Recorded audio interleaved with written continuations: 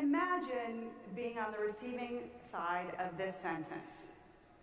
As a brown woman, your chances of being seen and heard in the world are next to nothing. For you to be seen and heard, you have to be a lot edgier. Now that was the advice I got. I was working then on my second management book, and I had gone to someone who was really good at books, had bestsellers, blah, blah, blah. And so I had asked, because he was a friend, could he help me? He said, absolutely. I'm running this public workshop. Anyway, why don't you come at the end of the day, and we'll get a chance to sit down privately and chat. The space was this beautiful co-working space that was an old church. I was so excited because his enthusiasm suggested he had an answer for me. So my heart was like, woo, my problem is solved. So I leaned in as he started to say that sentence. As a brown woman, it's not even worth repeating, right? The thing is, then he looked up at the angels and archangels of the building as if to ponder what he had just said and maybe reflect and come up with a better answer. And he said, actually, if you're too edgy, then you'll never actually be heard. According to this logic, there was no chance in hell that I was ever going to get through into a category of management thinkers. Because if you don't already belong to the group that's inside, you don't look like them, feel like them, fit in like them, figure out how to shave off all those funky little parts of your puzzle piece that are distinctly your own in order to somehow compress into a shape that they want, you will never actually have a shot. Not only was he absolutely unhelpful, he left me in this puddle of anxiety, wondering if I ever had a shot. A couple years later, I was working on a parallel idea, and I had gone to a workshop of fellow writers. Now, I expected it to be a super collaborative environment because the idea was how to sharpen your own opinion so that you could be a leader of opinion. It was called an op-ed project. And one day, as we had a several-day workshop, so one day between the cabins, the leader of the program came and kindly took me by the shoulder and said, by the way, you lack the credentials to actually have a point of view in this space. And by the way, she wasn't wrong. That was the part that really hurt, because this particular idea had never been done before. So of course I didn't have the authority or credentials, but that didn't mean I couldn't be done. So then, this keeps getting better, right? So then I'm working with a senior management person on the idea of prosperity. And I recently worked on a manuscript, as Kat started to suggest, and I sent it to him. He's sort of been an advisor and sponsor for years, and I was super looking forward to his feedback. He wrote me back 6 pages of detailed feedback, saying the stories were incredibly compelling, never seen anything like it, thought leadership up the kazoo, but he found it, in his words, absolutely uncompelling. And the reason he found it absolutely uncompelling was because I had, in his eyes, criticized another person and his ideas in order to say there's a space missing, and this idea sits right next to it. And he called this self-promoting and found me sort of disgusting in this process. Now, I wish these stories were rare. I wish they weren't as common as they are. I had worked in tech for many years, 20-some years, and I had been an admin. I had gone on to run a VP. I had run on a big division of a major company. I had been a CEO. I had been on the corporate board. And regardless of the companies I worked with or the roles that I had, people would find a way to say this, right? Which is, you don't fit into the shape of how I expect ideas to come. And so not only do you not fit in, that means that it can't be done by you. And how dare you even challenge the people who have been there before you? I'm not alone in this, right? Those of us who are told, maybe, so here are the other ones I hear a lot, and you guys, I'm going to ask you if you can jump in and help me understand what it looks like in the advertising world. So some of the ones I hear from other people, that you're too shrill to be heard. Any of you guys ever gotten that one? That's code for you're a woman. That you're too young to have the experience necessary. You're too old to be relevant. Those are the more sort of, like, it's really funny to me when I think about the too young. Haven't all of us been in a position where we've had a novel idea but been dismissed because we didn't have the experience necessary? So what does it look like in advertising? What are the words you guys hear? Combative? Ooh. A friend who's an advertising person said that she got told a lot when she was in the field to chill out. What was the other one? Say it one more time together. Off-putting. Off-putting. I'm off-putting. The thing is, this idea that in order to be able to change the status quo, you have to already have the credentials, you already have to be in the club, suggests that power is a very particular thing. It suggests that those people who are on the inside have the keys to let us in, and if we just knock politely at the door of opportunity, somehow something will change. And if you think about how we often think about power, it's external to us. Title is given to us. Rank, given to us. Whether or not we have influence on other people, given to us. This definition of power that is external to us actually limits what it is we can each do. And so, before I even go any further, all that stuff that people have been told is bullshit. Can I say that again? It's bullshit. So the next time someone says to you a limiting belief that is based on an external point of view, I want you to remember this one thing. Each of us has value to offer, born of our history and experience, visions and hopes. It's from that place in which all new ideas come and grow and become real. The fact that they don't see it doesn't make us any less valuable. First, as we value ourselves, then we are valued. Now, that's probably why Kat asked me to come. Because for the last 5 years, I've been working on a thesis. It's called Onlyness. That each of us stands in a spot in the world only you stand in. A function of your history and experience, visions, and hopes. And from that place is how we all create value. When I first came up with the idea, I thought of it in a management construct. Forgive me.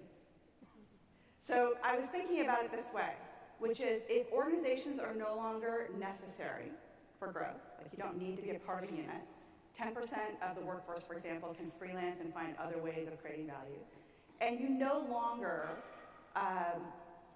need as much capital in order to grow the business, then all of a sudden ideas were coming from where? People. And not just people, from that origin point. So I was saying, if we're going to have a knowledge economy, a creative economy, a service economy, all these things that we all agree is happening around us, then it matters the ideas that we have. But I took it one step further. Some people call it scandalously inclusive, because what I'm actually suggesting that each and every single player can add value, not that everyone will, but that anyone can. The reason it's called scandalously inclusive is because they'll be like, well, yeah, but that doesn't actually happen. And what I say back is, actually, the fact that you don't know how to tap into that value creation is your problem, not theirs. So that was the background that started this. But I was thinking about it entirely for about 4 or 5 years, organizational centric. Like, sort of asking, right, corporations to figure out how to let ideas in. And you could see this logic through my own trace history, where the first book I wrote was about how do you break down the silos within the organization. So the lowest level person by rank might be able to contribute. The salesperson who's unhappy, the admin who takes a customer phone call. How do you get all the people to participate in the direction of a company? The second book took it one step further and said, listen, the perimeter of the organization doesn't matter, because ideas can come from anywhere. The moment you figure out how to tear down those walls, you will actually find advantage in the marketplace. But then I started thinking, aren't I limiting this idea? Because what if you don't actually even need to think about it as an organization-centric thing? What if we stop asking the existing way that we create value to change? What if we just follow how ideas grow, become, grow, and scale? And that's what I've been researching for the last few years.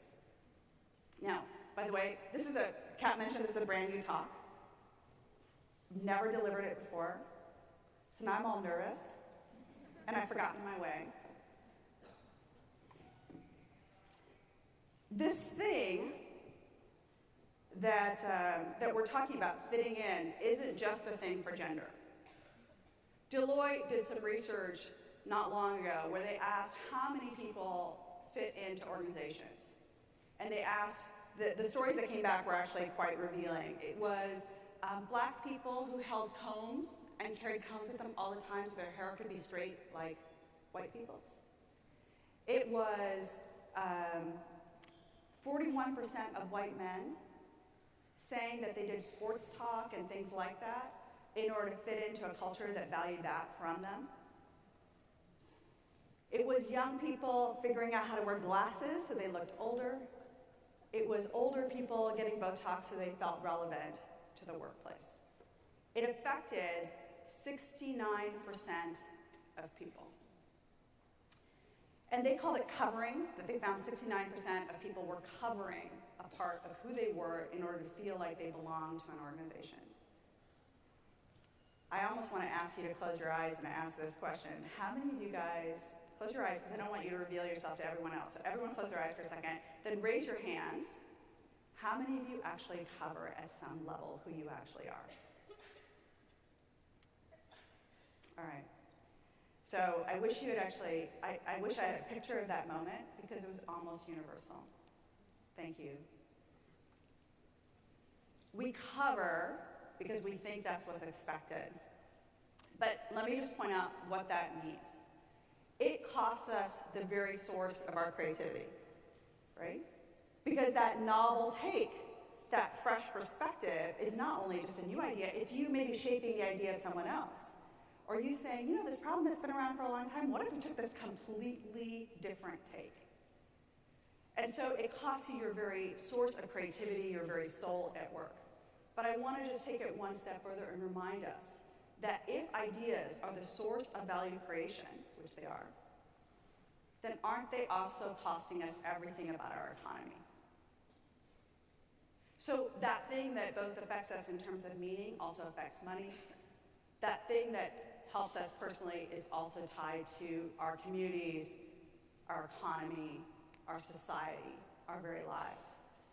So it is both personal and systemic.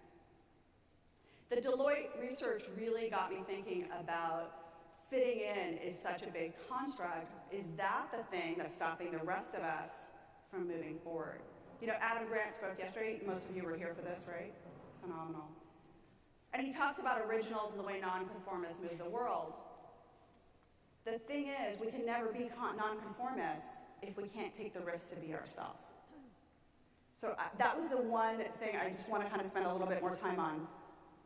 Hang on, and I'm just doing this to make sure I covered my little logic step. Thank you. Okay. So we talked about fitting in as costing us our ideas. All right, now I want to just jump into onlyness. And there are 3 things I want to say about onlyness. So did I define it already? Should I do it again? Onlyness, that thing that only you have, comes from that spot in the world in which you stand, a function of your history and experience, visions and hopes. I use history and experience, visions and hopes for a reason. It is everything that you have coming from your past, and it is also that thing that only you can see. The thing when the woman who was running the op-ed project said to me, really kindly, right, you don't have the authority. I was like, well, what if I see something that no one else sees? Am I not allowed to have that idea?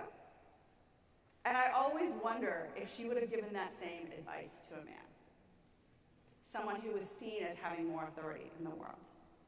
And I worry that she would. But I worry more for those of us that believe it, right? When we accept that and kind of fall into our puddle of anxiety and go, oh, no, that must not be me. Let me put it down. It's that creative moment where everything that shaped you, even the things that are bad, help you to become what you can do. And that's what I was really struck by yesterday when I was listening to Madonna's keynote. Madonna had one of the most horrific things in her, that could happen to any of us, the loss of her own family, her 3 children, and she faced it in a completely different way than she did before.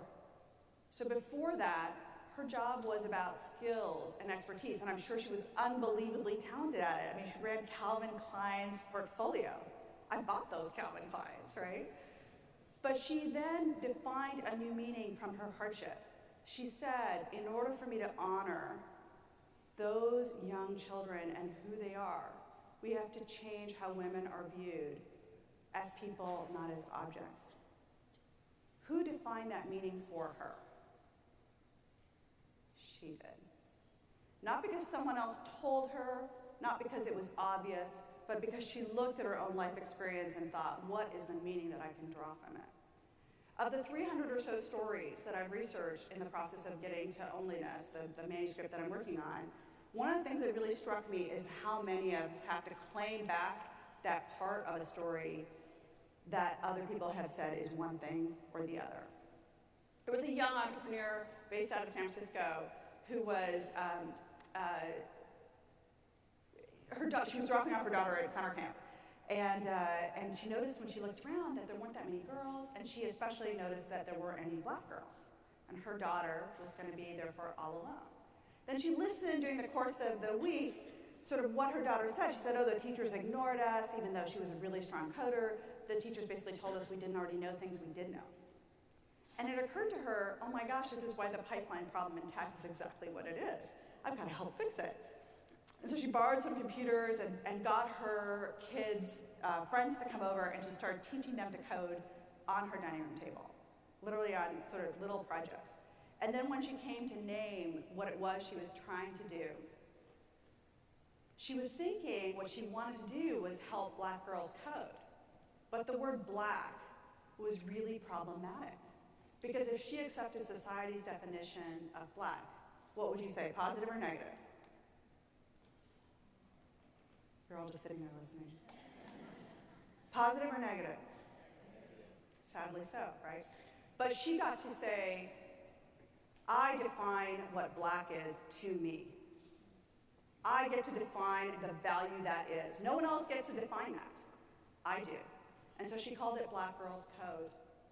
Kimberly Bryant has now trained over 7,000 young girls, has 6 chapters around the world. If any of you have daughters, send them there. It's phenomenal. And it's moms who are actually setting up chapters, just like Kimberly, who want to help their kids have a better future.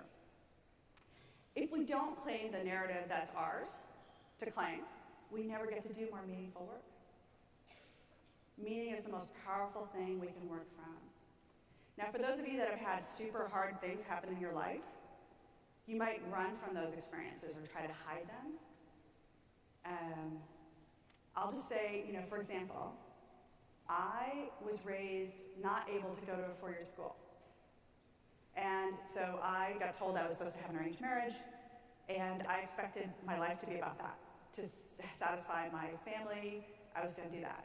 And around the time I was supposed to go get an arranged marriage, I asked if I could please keep going to community college. If they could ask the guy I was scheduled to marry, could I please go to community college? And my mom, who had just negotiated for a brand new house in the marriage, said, no, we don't want to put any more terms on the table. And I did this thing that I didn't actually realize was going to change the course of my life. I took a box, like a grocery box that was in the garage, and I put something like $4 or $5 in like one outfit, which totally is me, right? What did I grab first? Books. And I put this in the box, and I did this like total theatrical thing of walking out of the house, and I'm like, I am the product. I can totally get what I want. My mother has barely spoken to me since. But it was because I was fighting for this thing that I cared for, right? But for years and years and years, I would never admit the schools I went to. It wasn't that they were bad schools, but they were part-time schools. They were Santa Clara University, and they were University of San Francisco, so I could keep working while I went to school. I was ashamed of that community college was the first place I went. When all the other people in my sort of field of management, the people I sat around at Apple with, were people from UC Berkeley and people from Stanford and blah, blah, blah. And I'd be like, I must not count.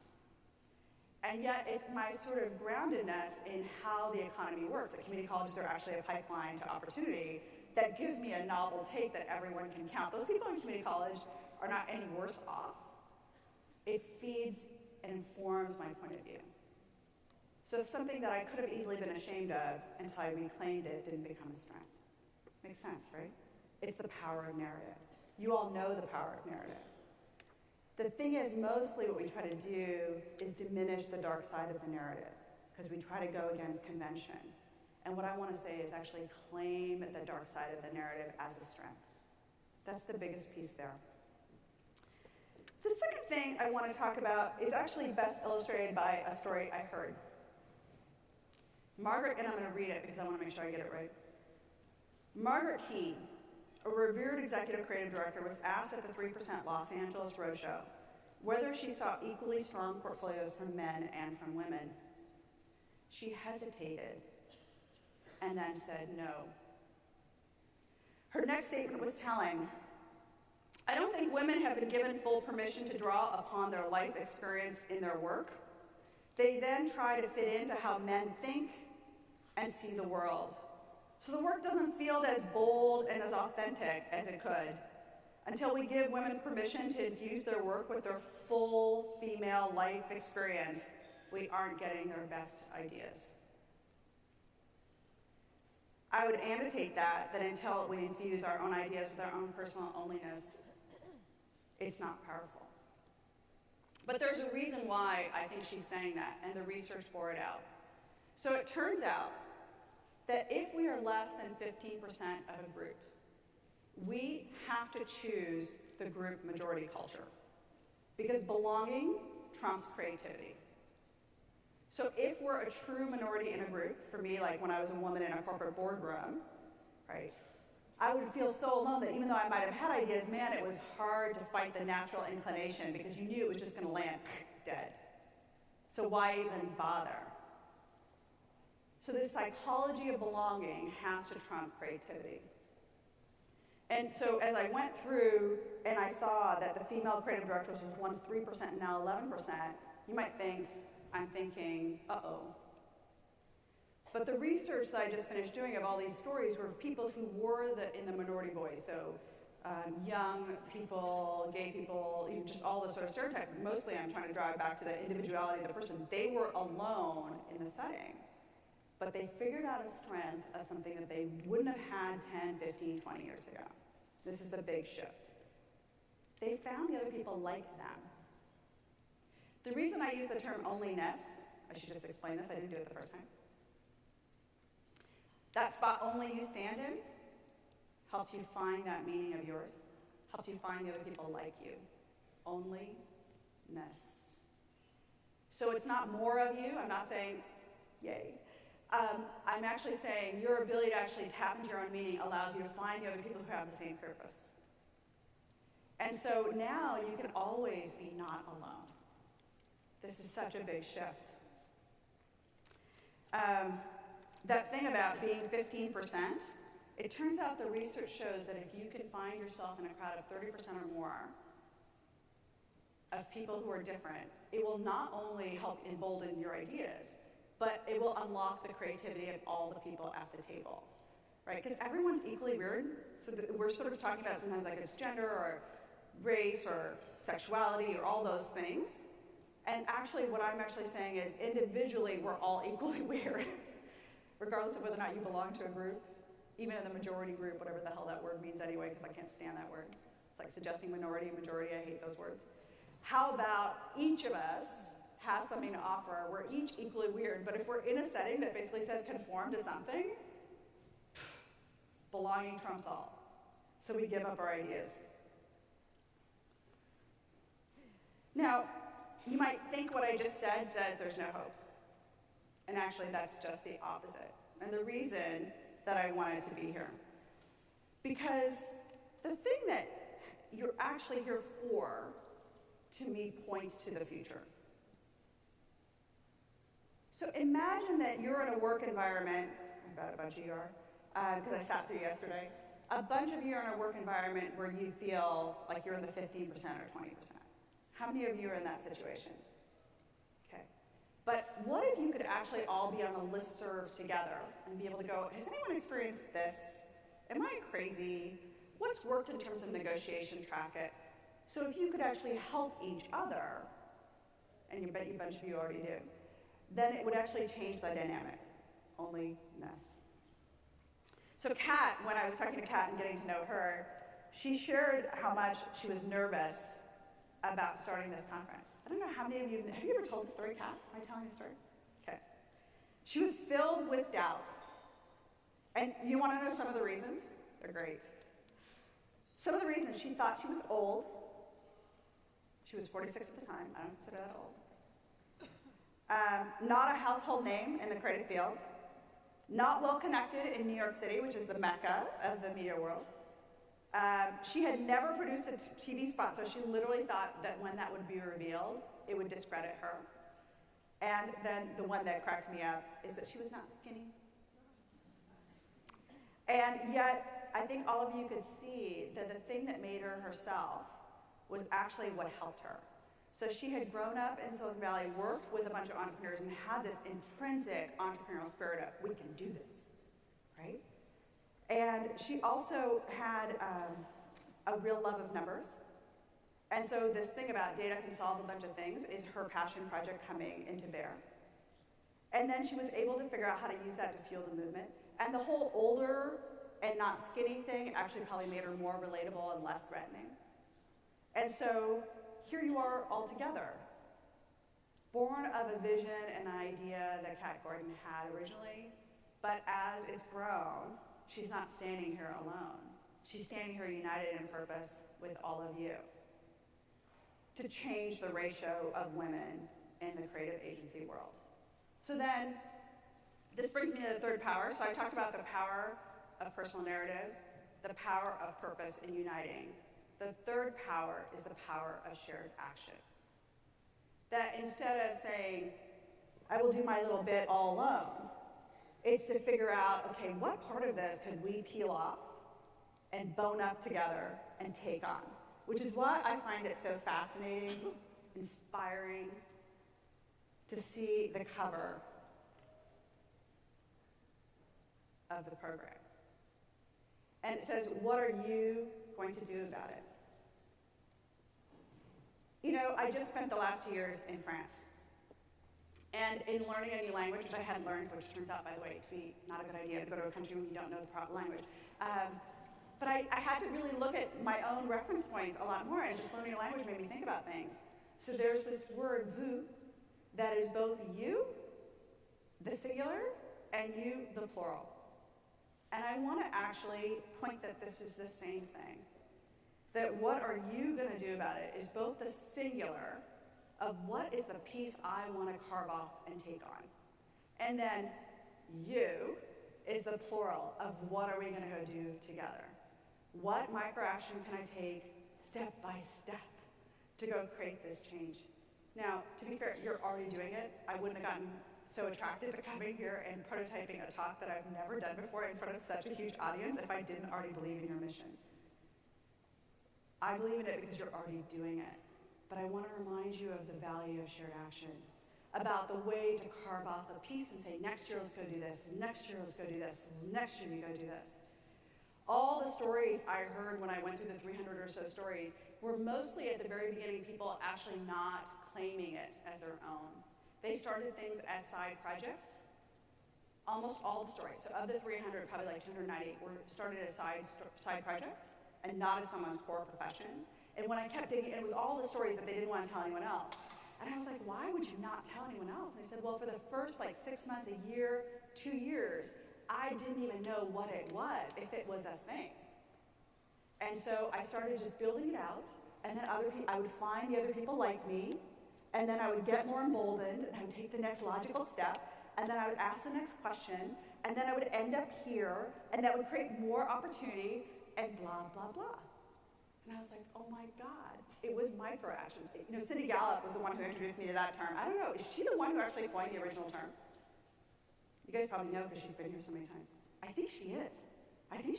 By the way, she's brilliant. and she is the second story of chapter 3 in my book. The other thing I learned in France is really how much this is actually a part of history. There was a time, so when I walked my Sunday school, when I was in Paris, I used to have to walk, and this is gonna sound really sick, so walk across the Seine, through the Tuileries, past the Place de Rivoli, you know, like, I felt like an off to grandma's house I go kind of thing. But every day I had to pass by the Louvre. And it started occurring to me that that is not just a museum, that that is the castle of the king. So there was a time when one little person, one guy, was the only person whose ideas counted. And then over time, we had the lords and ladies, and it was considered revolutionary. I always find this so interesting. Revolutionary that an ordinary man could actually be able to vote and participate. That's what the US was based on. Do you want to know how much of the US population voted as we approach election day, as the country was founded? Only male property holders were allowed, so that gives you a clue. 6%. So as we look at the arc of history, there was a time when only a very, very few people counted, and yet you can see the steady march towards progress. The steady march that says each of us count, each of us has something to add value on, each of us can now be more connected and form a power model that is about what we actually care about. Not because we go knock on the castle door and say, please, please let us in because you have the keys, but because we go find our own path, like Kat did, and we build our own pathways to new places. Maybe the village down the way, that's far more interesting than the castle. It's kind of old and damp and danky, right?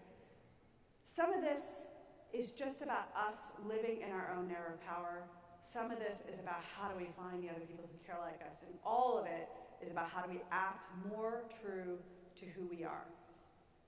You as in you. Plural of you. So that's what I want to leave you with. To stand together in your strength, to find those people in this group that care about the same things as you, because purpose is the most powerful thing we have. Purpose brings out the best in people and the best people. It is a new way of organizing what it is we're trying to do, and a way for us to actually make a dent in the world, even when people tell us we don't have the credentials or the claim to it ourselves. We actually do. It's all within us to start. Thank you.